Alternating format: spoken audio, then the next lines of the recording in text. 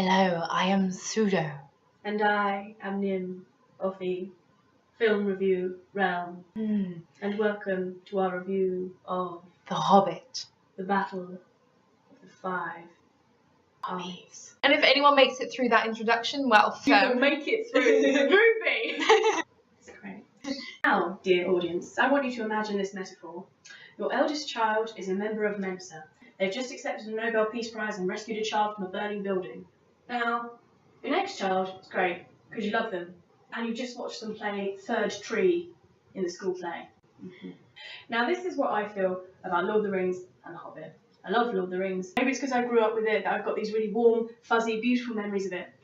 But I've never ever got into The Hobbit. That's not to say that I think the Hobbit's trilogy is a bad trilogy of films, or that any of them are bad films in themselves. The first and the second Hobbit films were enjoyable. They were nothing on Lord of the Rings, but still they were good in their own right. The third film, however, well, it had a lot to live up to, because in order to justify splitting book this small into 3 films, it had to be amazing. There was, good parts, some great scenes, but it didn't stand as a film on its own. Sorry. So, in the interest of doing this properly and ending it on a nice note, we're going to do a list of all the things that we didn't like and then end it with all the things that we did like. So the original plan to split the Hobbit book into 2 films would have been a much better approach. Instead, we spent this last film just in the same battleground with the same characters, tying off some loose ends. If it had been 2 films, there would have been much less of a stretch between getting to know the characters from one film to the next. The fact is that because you've got so many dwarves in the company, by the end you completely lose track of who's who. The whole point of the Hobbit book was to be a story about an underdog, a story about Bilbo. And although there was some really touching dialogue about how friendship is important and you can triumph in adversity by bringing together people from elves to dwarves to men. No matter who you are. No matter who you are. We didn't actually know who they were. We didn't know who they were. And I think that considering the story is about Bilbo, and he is the heart of the film, and Martin Freeman's performance makes him the heart of the film, the heart was intermittently beating because it wasn't there all the time, and you were surrounded by other characters who you didn't care about, and more importantly, who you didn't even know.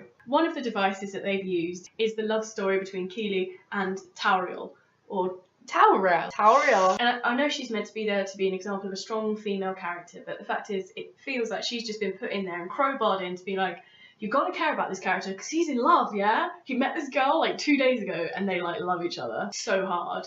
Speaking of crowbarring in stuff, I was so articulate and fidgety. I think that there's been some crowbarring in of some really clunky dialogue, and there's also been some strange comedy scenes as well, and it turns the film into a bit of a parody of itself, and it just turns it into a gimmick, which is not what I want from Peter Jackson and not what I want from Middle-earth.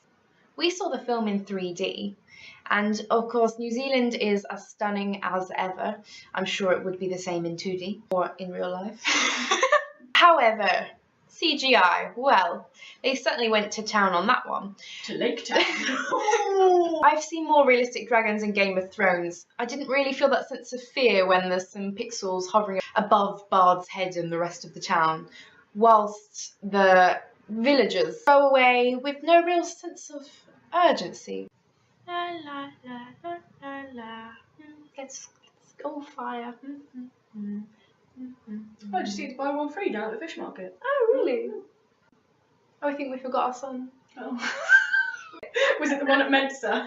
Also, the CGI meant that the battle scenes didn't feel particularly real, just like you were watching a video game, distancing you from the film and not really feeling any sense of fear for the characters, despite the big orcs coming towards them.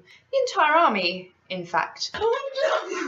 This juxtaposed with the scenes of the humans in Lake Town, with the different frame rate, it felt like you were watching a TV soap drama, which was particularly confusing considering you're in Middle-earth. I like to see a Middle-earth soap, actually. So, as you've probably already guessed, the best bits of The Hobbit are the bits that remind us of Lord of the Rings. Oh! Woo! The cast do a fantastic job at pulling the whole thing together and bringing it to life. Especially considering it's all in front of a blue screen, and they're probably looking at ping pong balls. And Benedict Cumberbatch in a Very distracting. suit. Yeah. I just had to take a moment there. One of my personal favourite scenes was when we had the A-team of Galadriel, Elrond, Saruman, as good Saruman, and Gandalf all reuniting to bitch slap Sauron.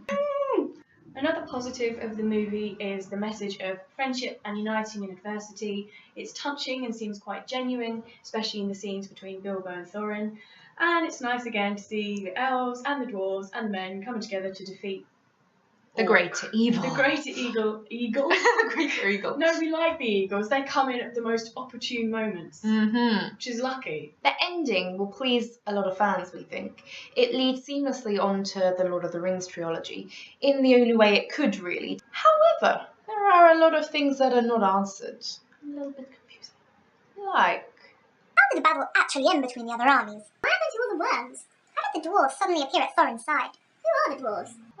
Did Bilbo ever get his stuff back after the auction? What happened to the people of Lake Town? Did the dwarves still go on to live under the mountain? What happened to Talrail? What happened to the Arkenstone? Yeah, and the gold. Peter Jackson took it. To conclude, we give The Hobbit, The Battle of the Five Armies, Very generous. 3 out of 5 rings to rule them all. Comment your thoughts below. like if you like. And subscribe for more reviews.